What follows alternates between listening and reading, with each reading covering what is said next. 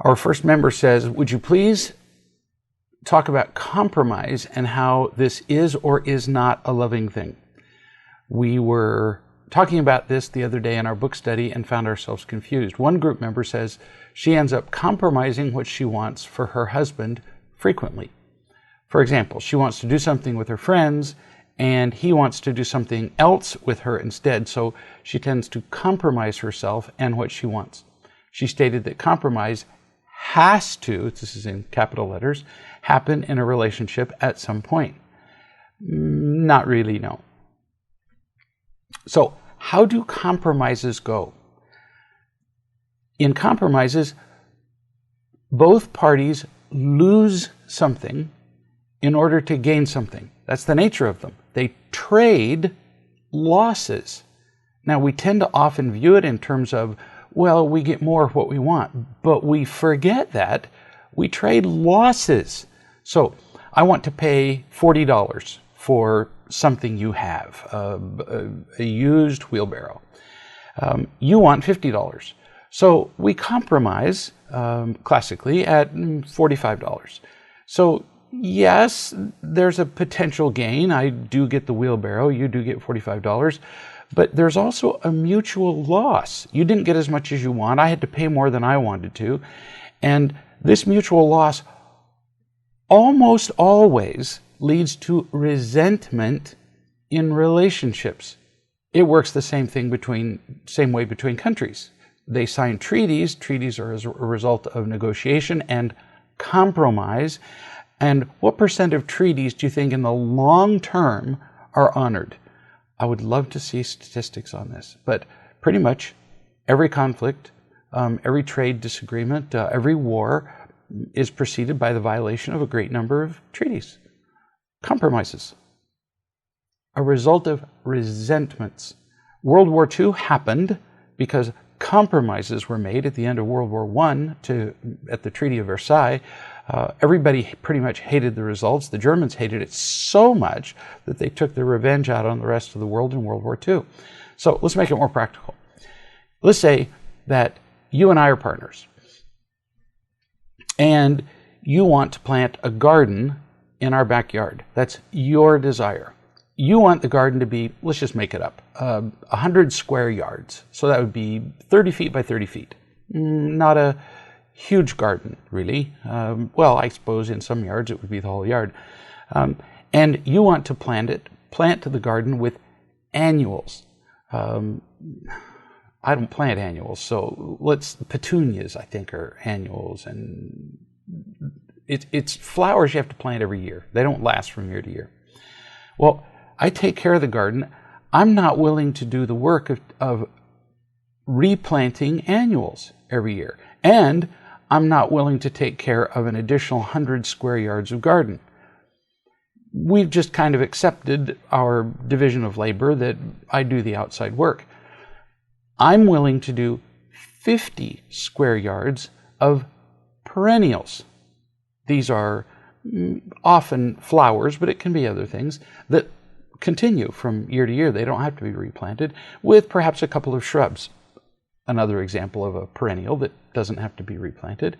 So a typical compromise would then mean that we do 75 square yards of a garden with a combination of half perennials and annuals and maybe one shrub. That would be a fairly typical compromise. But see, neither of us gets what we really wanted. So we get something, but we both end up dissatisfied. That's almost the nature of a compromise, is that both parties are dissatisfied to some degree. In real love, there is, listen, no dissatisfaction. Wow, imagine that. No sense of loss, no trading losses. So what do? We assess what the other person wants in a selfless way. We lovingly see what our partner wants. I see what you want. Then we decide what we're willing to give freely. I can see that the annuals really matter to you. It's a big deal to you to have petunias. Okay, so I decide that I'm willing to do 75 square yards. Remember, I'm the one maintaining this thing with mostly perennials, but I'm going to have a framed border of the perennials, a highlight, if you like, of your favorite annuals. And I'll have shrubs in the back as a kind of foundation piece for the whole picture. That's what I offer freely. So you are thrilled that I care enough about you to offer that change in what I really wanted in the first place, the change that I'm willing to offer as a free gift. You're so happy that I'm pleased to do it, that it's not a compromise, that you accept my gift. That's how it tends to go. It's not the change in annuals to perennials. It's not the number of square yards. It's the attitude. I freely give. I am not compromising. Now notice, what I freely give is less than you want.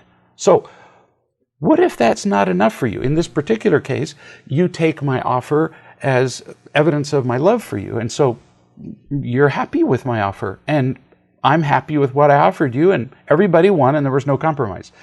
But it doesn't always work like that. So what if I make that offer of 75 square yards and mostly perennials, but some annuals, and you say, no, that's not enough. Now the options are very easy. We don't plant the garden at all. That's one option. Because the only thing that works is what I freely give and you freely receive. We don't do compromises. Second choice, you do the garden and maintain it. Not a problem. There's no trade here. You can always go and do the garden. You can make the garden 200 square yards, whatever you feel like. Or another possibility is you plant the garden exactly as you wish, and I agree to maintain either all of it, or I agree to maintain exactly the part that I wish to, say the perennials. We work it out as long as I'm freely offering what I want without conditions. I don't say, I will do this part of the garden if you do that part. No. You don't say, I'll do this if you do that. I freely offer this, you freely offer that. So what if I freely offer to do 75 square yards, you say you want 100, well, now it's really simple. You can accept my offer of 75 square yards or not. So you can have 75 yards or no yards. But here's my gift. Just like at Christmas. Somebody gives you a Christmas, you open the gift, you have a choice. You can freely and happily accept it, but you don't go up to the other person and say, I kind of wanted 50% more than that. That would be incredibly rude. You don't compromise. Here's a great way to see it. You don't compromise gifts. You don't compromise unconditional love. No. You give it or you don't. You receive it or you don't. Let's take the example of your group member. She wants to go do something with friends, and he wants to do something else with her instead. So she tends to compromise herself and what she wants. Those are your words. Actually, no, she's not compromising. She's giving in. She's surrendering. It's a kind of one-sided compromise, which is called giving in or being a prisoner. So what's a possible way to do this? Let's say that the night is Friday night. She would like to be with her friends. He wants her to do something else. Now, usually, not always, I'm just giving you some examples. I can't give you every possible permutation of this question. One person is often talking about a scheduled event, while the other person is talking about simply a preference. That makes a difference. So let's assume that the wife's friends have a scheduled Friday night event, and she would like to go to that. Well, it would be only sensible that she would lean toward doing the scheduled event because she can only be with them on Friday. So before Friday, preferably like a month before, but if necessary, a week or days, she tells her husband that she says, Friday, I will be going out with my friends because we have a scheduled event. And when would you like to do something with me? She's freely offering any day of the week except for that day. So what if he says, it's got to be Friday. She says, I would love to do something with you on Friday, but I have a previously scheduled event. I will be going with my friends. So now he can either freely accept her decision, or he can gripe and whine and moan about it and pretty much, ruin their relationship for a day or two or a week. But there's no compromise. They can both get what they want. He gets to spend time, she gets to spend time with her friends on Friday, and he gets to spend time with her just as much as he wanted to, but not on Friday. That's a pretty minimal thing to give up. In fact, really kind of ridiculously simple. So they both get what they want, although maybe not exactly in the way that they wanted it delivered. The scheduled event tends to take a priority. This can be prevented if scheduling is discussed regularly, caringly. Donna and I share our schedules all the time. We hit a single little button on our laptops and it synchronizes our schedules. Poof! We know what's going on. So if I wanted to take her to wherever Thursday at 4 o'clock, I look on the schedule and no, she's already got a meeting scheduled Thursday at 4 o'clock. So I wouldn't even ask. You see? There's no need for a compromise when loving people are communicating. Two people in a partnership need to function as partners. Very few people understand what it means to be a partner. When you're a partner, you share schedules, you share desires, you share times, you share love, you don't trade it. It can always work out. I'm not kidding. It may not be settled on the basis of a schedule. Perhaps one event isn't a scheduled thing. Perhaps she can see, your friend, in her husband's eyes that Friday night is just really important to him. So she may gladly choose to spend Friday night with him, even though her friends are doing something on Friday, and tell her friends, hey, the next time you have an event, let me know. It can go any direction. This is not a technique. Get this. It's an attitude. It's about love and thoughtfulness and freely giving and paying attention and being sensitive and freely receiving. It is not about trading, compromising, losing. Those things don't work. A real love relationship is not a commercial enterprise. Big difference between compromising and real love. They may appear to have superficial similarities, but wow, are they superficial. So I hope that clears the confusion.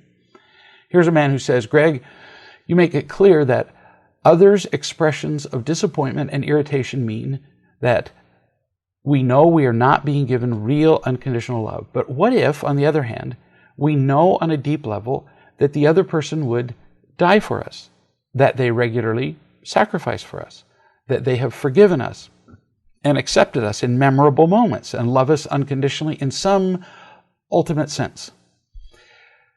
That is a really great question. And the answer could be complicated, but maybe not. Let's see. So let's suppose that I really love you unconditionally. Let's say that I could somehow prove that. We will stick a real love sensor in my brain, and yep, the little meter goes over and says, yep, I do love you unconditionally. So we know that. But then I get irritated at you. What does that mean? That I never did unconditionally love you? That the real love sensor was wrong? No, it means that in the moments I was irritated, I was not loving you unconditionally. Just then. Similarly, can I catch a football? Me, personally. Yeah, I really can catch a football. But what if you throw me one and I drop it? Does that mean I can't catch a football? No, it doesn't. But it does mean I couldn't catch that one in that moment for whatever reason.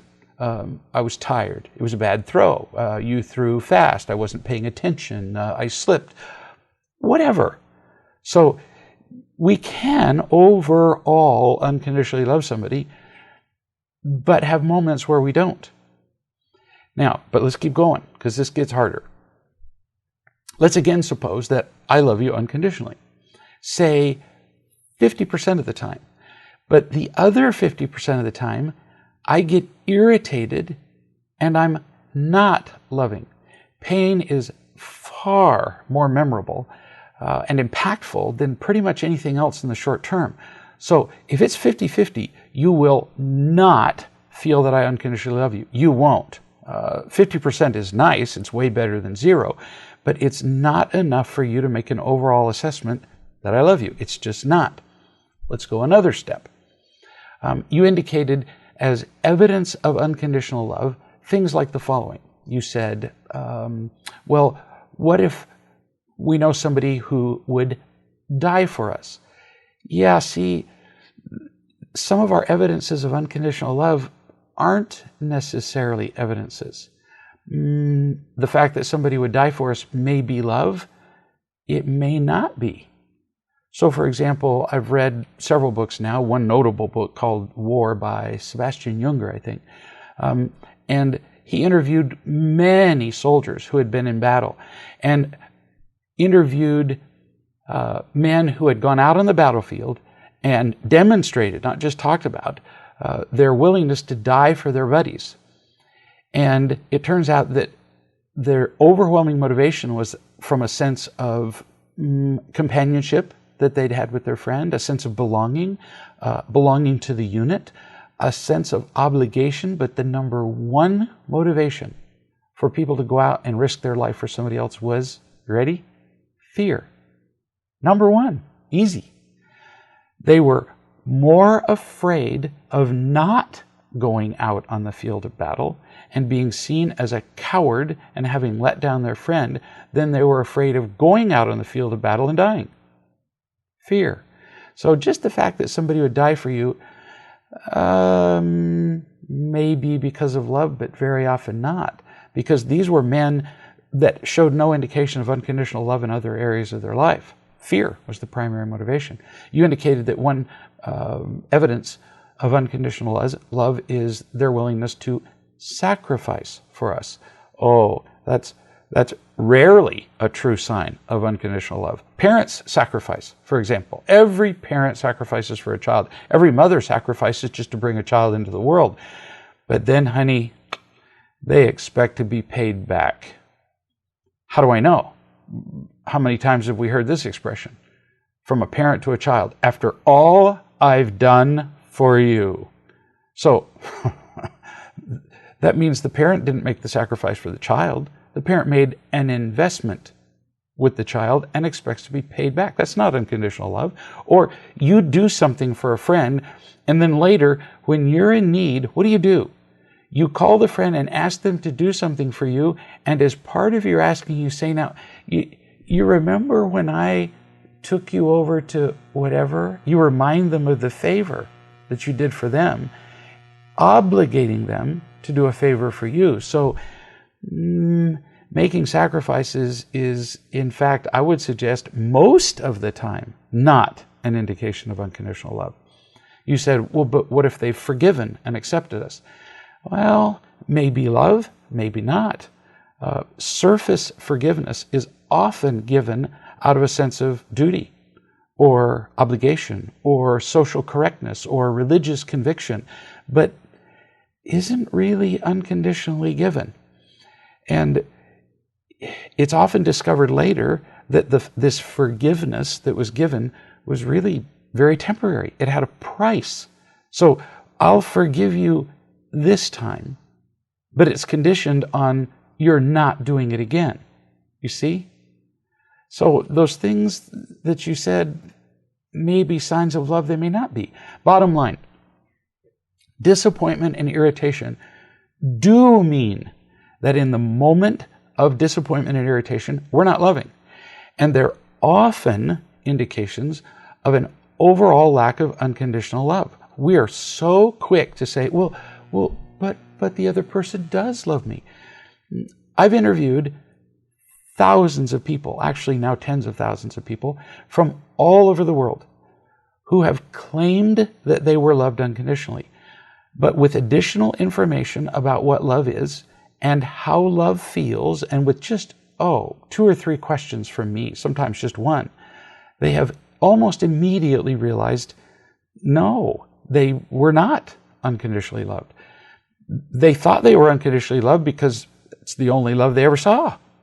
And the people who loved them, supposedly loved them, said it was unconditional love. Well, big deal. I can claim I'm a bird. That doesn't make me one.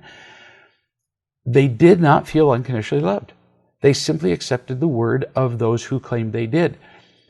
In these thousands of interviews, and I've had now thousands of opportunities to actually unconditionally love people. Sometimes it's taken me 3 days to unconditionally love somebody, sometimes 2 days, sometimes 2 minutes. 2 minutes or less. As I have spent time with people, when they have felt unconditional love, they have said almost without exception some variation of this. They say, this is the first time I have ever felt this way.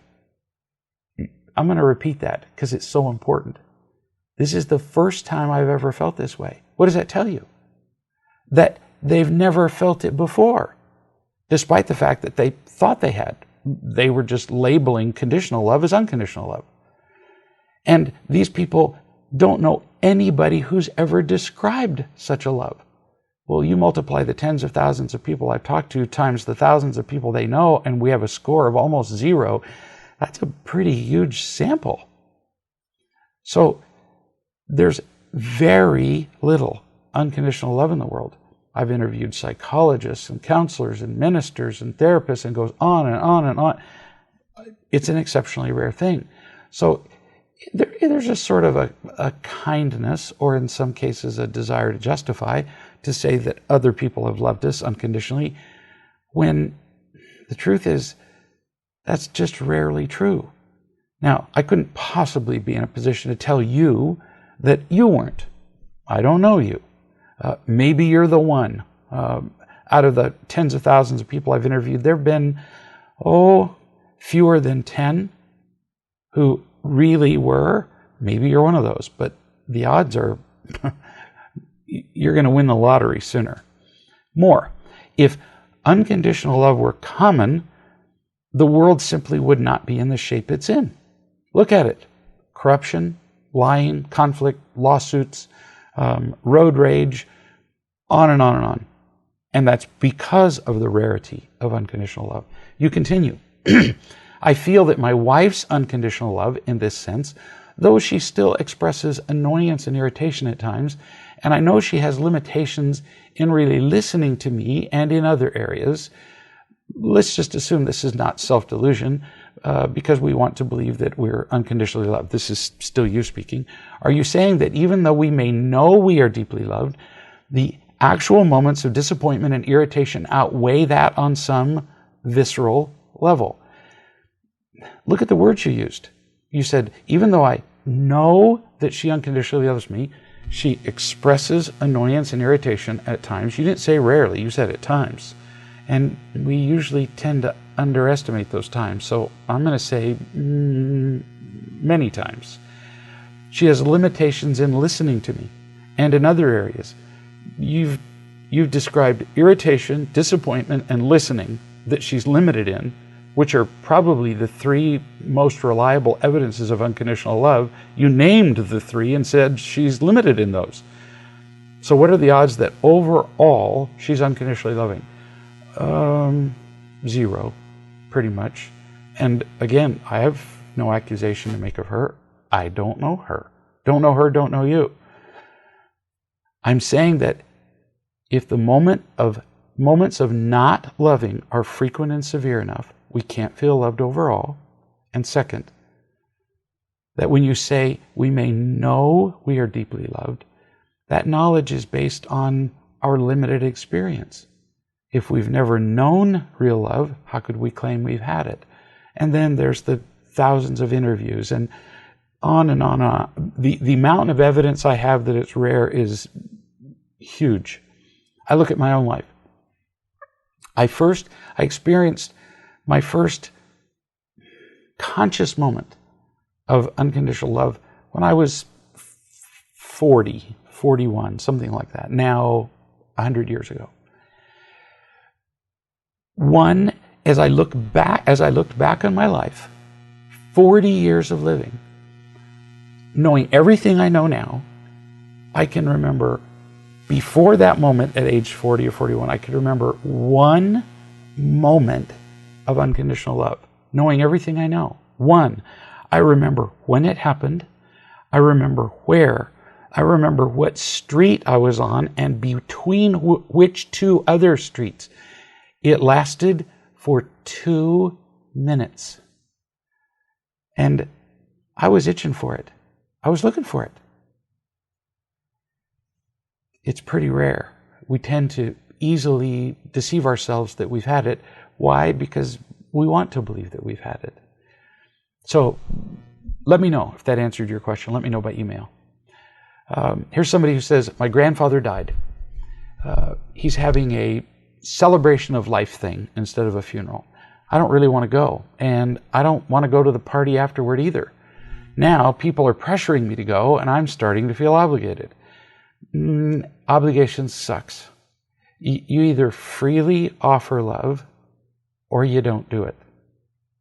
You say, I'm realizing that I don't share the delusion the family lives that somehow they're close to each other. Well, good for you. Our delusions kill us. So you're living outside the delusion. You're seeing the truth. Just be careful not to be condescending to those who do believe the delusion. Nothing wrong with identifying that they're deluded. Just don't feel superior to them. You just may have woken up a few minutes earlier than they have. You said, I'm changing my definition of family to those who love me. And they're all in the real love family, including recently God. True fact. Real families are created by love, not blood. You say, then my blood family, and then extended family like cousins and aunts and uncles are on the outskirts of this real love family. At this moment in time, interactions with extended family push my buttons. Yeah, I'll bet. Now that you know what unconditional love is, what it can be, that highlights how dysfunctional your family has been. You didn't notice it before because it's all you knew. But now that you know what can be, that real love is possible, the dysfunction really sticks out like neon paint. In years past, you had nothing to compare your family with. It was normal. Now you know. So your blood family looks much less loving by comparison. It always was unloving. It always was dysfunctional. You just didn't know. So now part of you is grieving the loss of your delusion. You talked about how you don't share the delusion anymore, but the rest of that is that you once did. You're regretting. You're feeling pain. And partly you're feeling resentment because you didn't adopt your delusion on your own. You were taught it. You continue. I see how much pain they're in, and I can deal with it a little bit like I did on the day my grandfather died, but I don't really need to see them again. I'd rather spend my time one-to-one with, say, my grandmother, his wife, my grandfather's wife, the man who just died, loving her unconditionally as best I can. Oh, honey, you get a kiss on both cheeks. That's just a brilliant plan. When there's a funeral, everybody's grieving for themselves. They're feeling their own loss. And she's the one who needs your love right now. Your grandfather's not here to love right now. She does. And it sounds like she'd receive it best.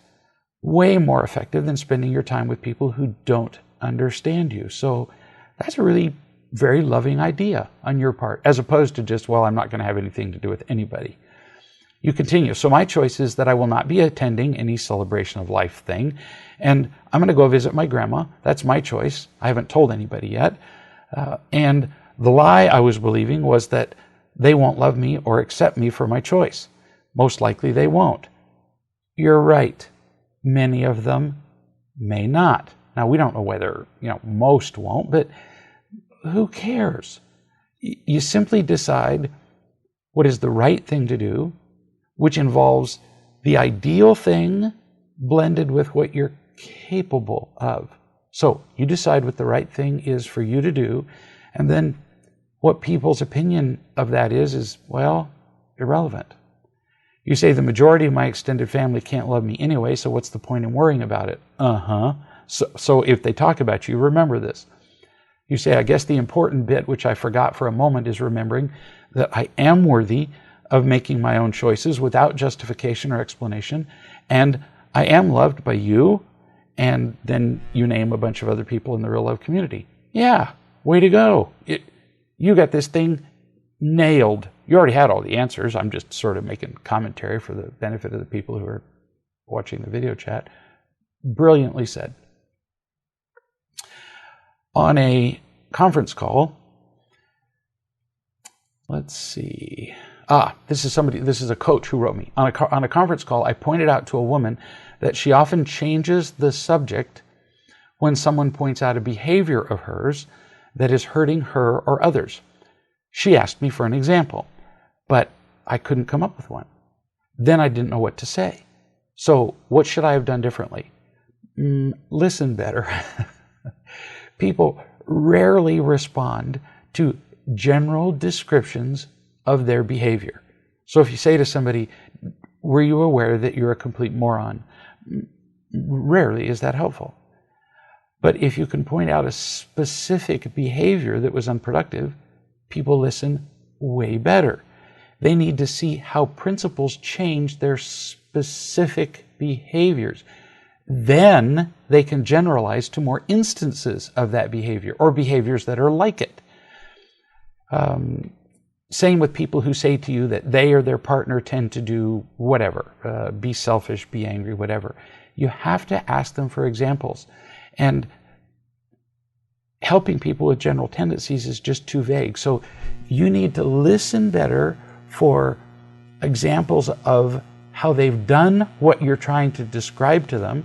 You have to teach people that they need to listen better. I counsel people here every single day, and one of the most common questions I ask is, give me an example. Because they describe generalities and I say, example? Well, I can't really give you one. Nah, it's just impossible to believe. So here's something that really bothers you and you can't think of a single example. So we need to teach people to pay more attention so that we can help them solve these problems. Easy. Here's a man who says, I have a question about love. How fortunate, because we're on a real love call. You're in the right place. In the Spanish language, I have learned that I could have easily asked somebody who speaks Spanish how to say this, but I didn't, so I'm going to butcher this. I have learned that te quiero is the same word used in English for I love you. But there's a word we use in Spanish, te amo, which is a profound word to use. It implies a deep, selfless love. I have rarely heard anyone use that word, and I have never used it myself. But I think the phrase, I love you, is used very casually in English. Oh, how right you are. Even in the real love community, people often, in groups, in conference calls, in Facebook posts, say, I love you, when they really don't. Now, don't misinterpret this. Don't everybody run out and say, now, Greg said it's wrong to say I love you. No, I didn't say that. I'm saying that they say it when they don't. They might understand a little, the person who's speaking. They might accept some.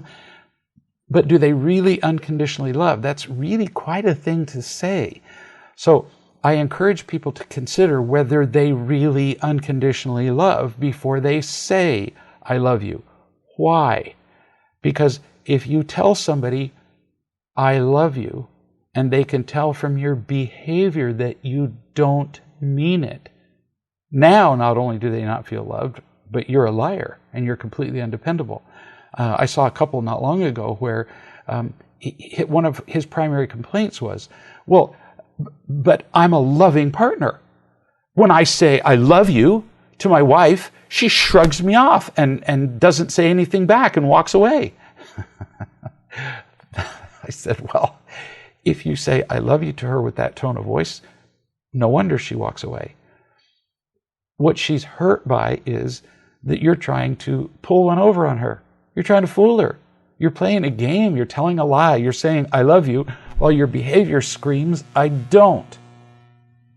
So we need to ask ourselves some questions before we say, I love you. Do you tend to get irritated when people attack you? Not necessarily the person you're saying I love you to. Do you just tend to get irritated when you're attacked? Then you're not going to come across as loving, even in a non-attacking situation. Do you tend to control people? Then they're not going to believe you when you say I love you. You're controlling and unkind, and everybody knows it. And then suddenly, out of that vacuum of love, you say, oh, but I love you. Nobody's going to believe you. And now you're a liar in addition. Do you tend to become afraid in situations where you don't know what you're doing? Then probably not capable of unconditionally loving. Again, I'm not telling people not to say these words, just to consider them, to consider whether they're really true. Here's a member who says, my daughter, Jamie, is 11. We went to a church potluck yesterday, and our minister offered to take her for a day to his house later this week. I've never left Jamie before with a man who wasn't a relative or a parent of one of her friends, so I feel a little uncomfortable. Our minister is a young single guy without children. I'm uncomfortable, but I also want to trust him. Partly it seems uncomfortable for me, it seems awkward, but partly I want to be able to trust that it will be okay. So I'm confused. I also wondered, why would he offer? But Jamie told me that the day before he made the offer, she had mentioned to him that she was home alone this past week while I was working. So apparently the minister wanted to help me out while I was working in the future. So it's probably perfectly innocent. He's probably trying to help me while I'm working and help my daughter. And I probably have nothing to worry about. Honey, I can't make the choice for you. I would say, trust your feelings. But consider what you're having your feelings about. So if you're anxious just because it's different, because you haven't done it before, let him take care of her for a day. Unless you have this overwhelming feeling that there's something wrong with him, let it happen. If you're anxious because you have a deep feeling that something is wrong with him, don't do it. Go with your feelings. Either way, whichever you decide to do, stay with him or not, you make sure that she understands clearly what inappropriate touching is. That's all, clearly. That there are no secrets between you and her. Never secrets between a child and the parent. And if you make that really clear, not with threats, in a loving way, that you share everything, the likelihood that such a thing could happen and you not know about it is really tiny. These things tend to happen with children who don't have clear lines of communication with their parents, with children who don't feel unconditionally loved by their parents. The only exception to that is that when I drive my grandchildren on the back of my ATV and I go really fast, they are not to tell their parents. But everybody knows that exception. Here's a Sylvie story, my granddaughter, who's now 4. Some of the stories are when she was 3. This is my daughter, Jeanette, who says, I left Sylvie, age 3, and Bruce, then age 2, in the tub to play with toys and the bubbles, and I heard Bruce start to cry.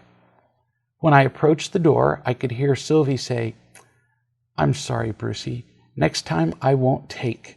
I'll just be nice. Melted my heart. This is such a lovely example of how to raise kids. She teaches her children what loving is and shows them by being loving. When she heard the child start to cry, she didn't run in like a bull. She listened at the door. They solved the problem. She went away. Lovely. This reader says, Would it be possible to cover the topic of boundaries? Is this a loving thing to establish in any relationship? Pretty much no, not. The word boundary all by itself implies what? This. We now have a boundary between you and me. Well, that might be useful if I know you're going to throw a baseball at my face. How often does that happen? But I certainly don't need to set up a boundary ahead of time. Boundaries have an attitude of defensiveness. It separates people. Instead, simply have standards. And you don't have to tell everybody what your standards are. Be flexible. Establish them as you go. If something sufficiently negative happens, somebody does punch you in the face, you tell them, I would prefer you didn't do that. Or, why did you do that? Or, let's talk about why you did that. You may state that you would prefer they not did that in the future. You don't need to set a boundary ahead of time and tell people things like, if you do this, I'm going to do that. Oh my gosh, the book would, for one thing, it turns into a legalistic battle. It would be a pile of books of boundaries set up to protect yourself, and they don't work. Just like we were talking about with compromises and treaties. You set up a boundary, everybody knows your boundary is that they can't punch you in the face, and when somebody gets mad enough, they're going to punch you in the face anyway. So why set the boundary? You just decide, if somebody were to hit me in the face, I'm not making this up, because I've been in situations that were pretty close to this, then I would simply ask them, what are you trying to tell me? What is going on with you? If they hit me, if they went to hit me again, well, then I would stop. By this time, I would at least be aware of their tendency to hit me, and I would stop their fist and walk away. If they came after me, I would run away, a little slower on my artificial knees than before, perhaps, but I would simply leave. But notice, I'm simply deciding what I'm going to do in the moment. I'm not setting up boundaries, which make me wary of everybody. We were just talking about a mother who wondered what to do with her 11-year-old child. That's a perfect example. There was a time, I can't remember how many years ago it is, after you've been through a bunch of kids and then grandkids, you can't remember when things happened, mostly because kids and grandkids drain the brains out of your head. But there was a time when there was this, just a cry that we heard in the schools, and it was on posters on trees, stranger danger, or pictures of, it was always men, in black, wearing a black hat and a trench coat, hiding behind a tree, ready to take, the children. And we made our children very afraid of strangers. There hasn't been a single statistical study, none, to demonstrate that all that fear-mongering reduced the incidence of child abuse, child sexual abuse, or child abduction. None. So what we did was we accomplished nothing positive, and we raised a generation of children who are afraid. Oh, brilliant. All because we set boundaries. Be afraid of every stranger. Oh my goodness, that's just crazy. If you really want to abduct a kid, it just ain't that hard. It's this difficult. I weigh over 200 pounds, actually several pounds over 200 pounds. And I grab a kid who weighs 32 pounds. This is not complicated. So, no, boundaries work way less well than simply being loving and making wise decisions in the moment. Here's a member who says, I was raised to believe that my only value in life was to make other people happy. Well, you ain't the only one. If people expressed their disapproval, I felt worthless. I was worthless, and I learned my lesson well. Now I'm married, and I still try to give more than I have to offer, trying to please my husband, Max, when I'm empty. I don't take responsibility for my choices. I don't listen to what I'm capable of or what I want. I do this with other people too. So instead, I agree to do something with him or them, or for them or for him, but then I get overwhelmed with all the things I've agreed to do and change my mind just before the event or the meeting or the whatever. Then I feel guilty. Then they're disappointed. Then I realize I'm selfish and unloving. No, you made a mistake here. Not quite. You missed the point if you see your behavior only as selfish and unloving. Why?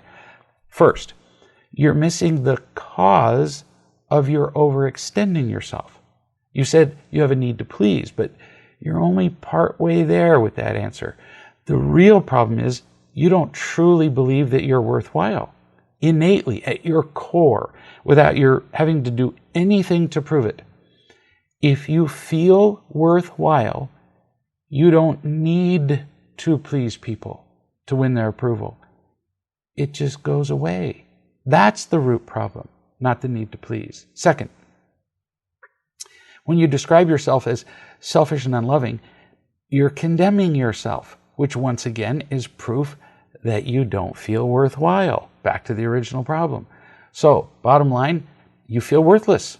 You work to prove that you're not, then you fail, then you condemn yourself, and it all confirms that you're not worthwhile. Oh my gosh, it's endless. Do you see the cycle? It's just bitter. You continue. My getting overwhelmed affects Max and everybody else, I'll bet. In my head, I know I don't have to please him. He already loves me. Not good enough in your head.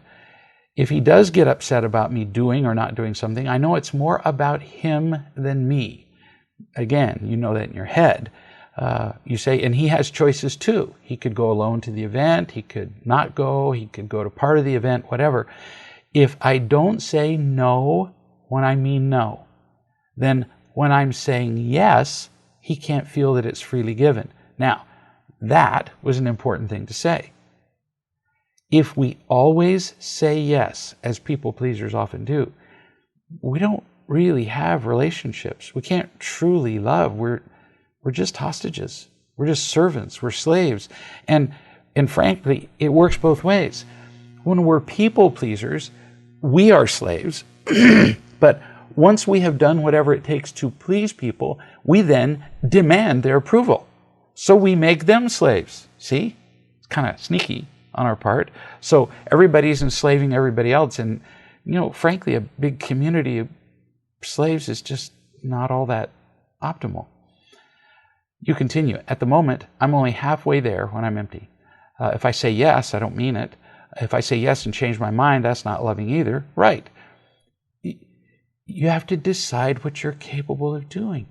That's the important thing, as opposed to, what do people want me to do? That's the question you ask yourself. What does he want? Well, but he wants this, and then that person wants this, and I can't do them both simultaneously, so I know I'll say yes to both of them. And then everybody is miserable, including you. You get to change your mind too. But if you know ahead of time that your yes is going to be half-hearted, it's much better to say no. It's easier than to change your mind and go to the event than to commit and recant. So easier to say no, later decide, well, I guess I will go. Then you show up and people go, wow, we didn't think you were coming. They're delighted. As opposed to going because you were half-hearted about it and then canceling at the last second, leaving in the middle. We got to give up pleasing, which we can do if we feel worthwhile. You said a straight no is best if that's what I mean. Yep. If I can do it when I'm full, that means I know my choices. I have to remember I'm loved, trust it, and just say what I really mean. Yep, you got it. Here's a man who says, my 27-year-old son has had a very difficult time with being responsible. He's 27, hasn't come close to finishing college, plays around every summer, goes off, goofs around, travels around the world, goes on hiking trips, blah, blah, blah. He plays instead of working and saving money. And until recently, I have supported all of that financially. Gee, I wonder why he's irresponsible then, huh? You taught him to be. You actually paid him to be irresponsible. You paid him to learn to be irresponsible. And all he did was learn what you paid him to do, to be irresponsible. So at least we know why. You said, I finally woke up and decided not to support him financially while he just played around. Good for you. And he went a bit crazy. He told me to go F myself. He was very angry, told me I was a terrible father if I wouldn't support him in the lifestyle that he was used to, and much more. Yep, that's exactly what happens when we teach kids to feel entitled, and then we try to teach them to be responsible. We completely change the rules, and then we wonder why they're annoyed. I mean, think about it from their point of view. We've told them, you're entitled, you're a spoiled brat, you're a special little kid who deserves everything that I give you. In fact, please demand more, and I'll give it to you. And then one day we go, rule change, whole different game. Whoa. Well, they're not going to like that. Pretty much no kids like changes in the rules. Try that with any game. Even a board game, a card game. No, they don't like the rules being changed. You said, and his mother, I assume your wife, has completely turned against me for not supporting her little baby and for being cruel and unloving to our child. Again, that's what victims do. They simply redefine everything so that they can maintain their victimhood. You really don't have to work so very hard to change the world around you or to maintain a particular lifestyle. Just change the definitions of a few words. So the definition of loving for a victim is to give them everything they want. There, now we have a definition that will support us in everything. The definition of cruel is to get in their way in any way or to require them to be responsible. And now you're screwed because you're going to violate their definition of loving and cruel all the time. You said he's now asked if he could live at home for just a month. And if so, what would we expect of him? Maybe more, maybe a couple of months. Like how much rent and would he have to do any jobs, around the house? I have some jobs that he could do around the house, for example, that I could pay him for. Forgive me if I'm already laughing myself sick on the inside. I'm going to try to finish this question without actually breaking out into laughter. You said his last stint at living at home ended very negatively. No surprise there. When he repeatedly did not keep the rules that he agreed to keep, with the crescendo of a lot of anger and another great big F you from him to me. Real love was not a part of my life then, and now I realize that I was a controlling, unkind person at the time, in spite of the fact that he didn't uphold his end of the agreement. He's now out of money, 27, desperate, and more humble. Not really more humble, more humbled, and there's a difference. If I step out, I jaywalk, I go across the road, and a car runs me over, and I'm lying in the middle of the road, and I can't move, I have been humbled. I have been involuntarily rendered to a humble state. Truly humble is something we choose to do. He's not choosing this. He's being forced to feel humble because he has no money and no place to go. So be careful of the word. You say the fact that he is now asking to come home is a positive sign in the sense, now I can't stop laughing, in the sense that he's not making the assumption that it's a given that he can live in our home. And he's only asked to stay for, like a month or two till he gets on his feet. You're really gullible. It's a very tiny positive sign. Really, it's nothing. You're congratulating this kid for asking you if he can move into your house instead of just showing up demanding it. Really fairly laughable. You continue.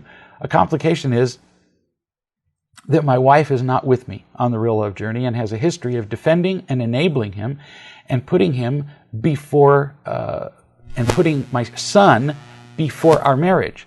I don't see a path of marital peace with him living in our home, and that makes me nervous. Do you have any advice? Oh yeah, I've got some advice.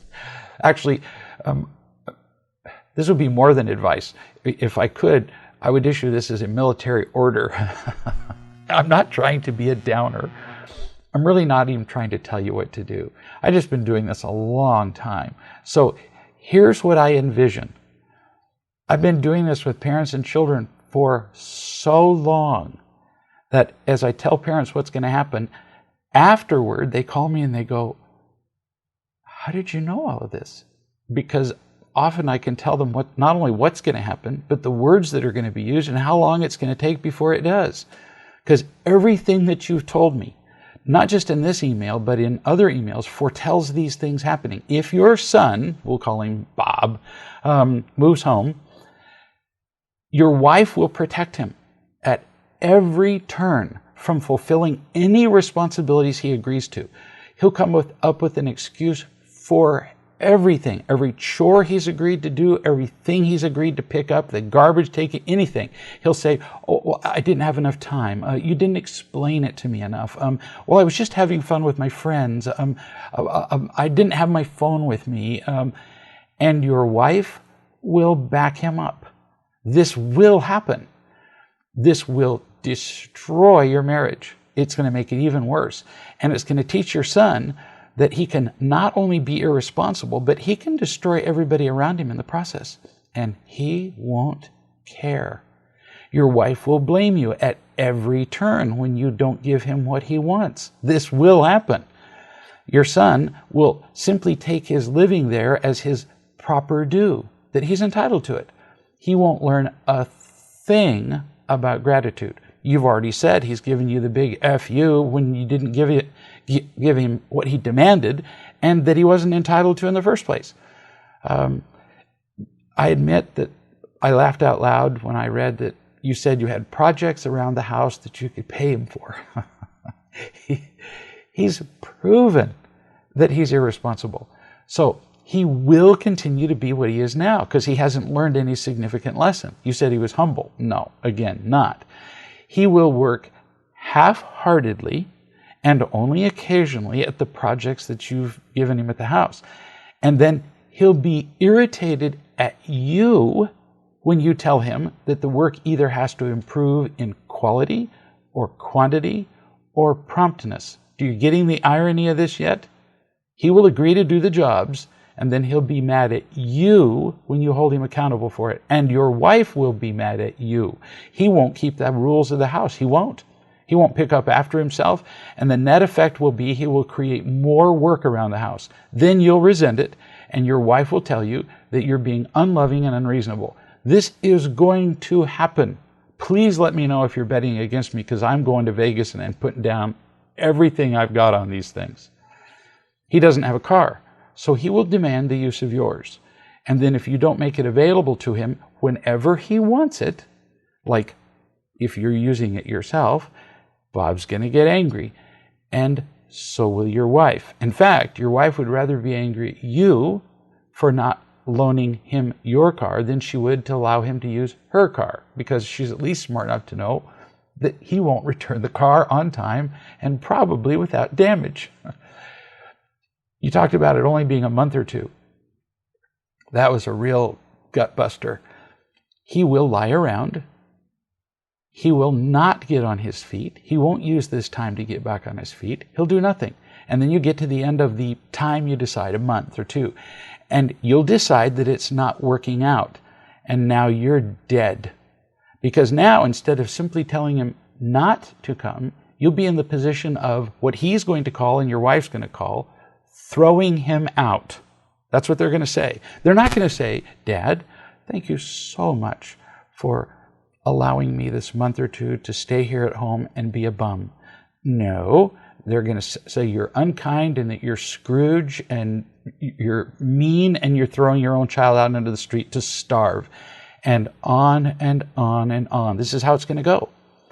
If you're willing to deal with all of those possibilities, I'm actually being kind, all those virtual certainties, no problem.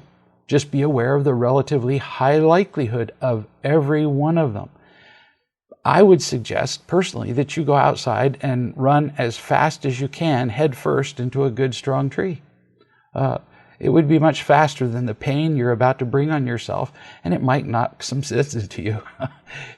This was going to be a disaster. You have to see that you didn't teach him to be responsible. That's your fault. It's going to take a long time for him to learn responsibility now, and mostly the world is going to have to teach it to him. He's going to have to go without food. He's going to have to go without a car. He's going to have to go without a place to live before he realizes that you have to be responsible to have all the things that he wants. So by your saying no, you're taking the first step to teach him responsibility. Do it lovingly, but be firm. Same for your son as with all of us. Same for you as with all of us. What we need is love. Sometimes that comes hard. Sometimes the truth can seem hard. But in truth, it's not the truth that's hard. It's fighting the truth that's hard. So let's go out and tell the truth. Let's find the love that's available to us. Let's accept it. Let's trust it. Let's remember it. And it will enrich our lives beyond our imaginations. I look forward to seeing you next week.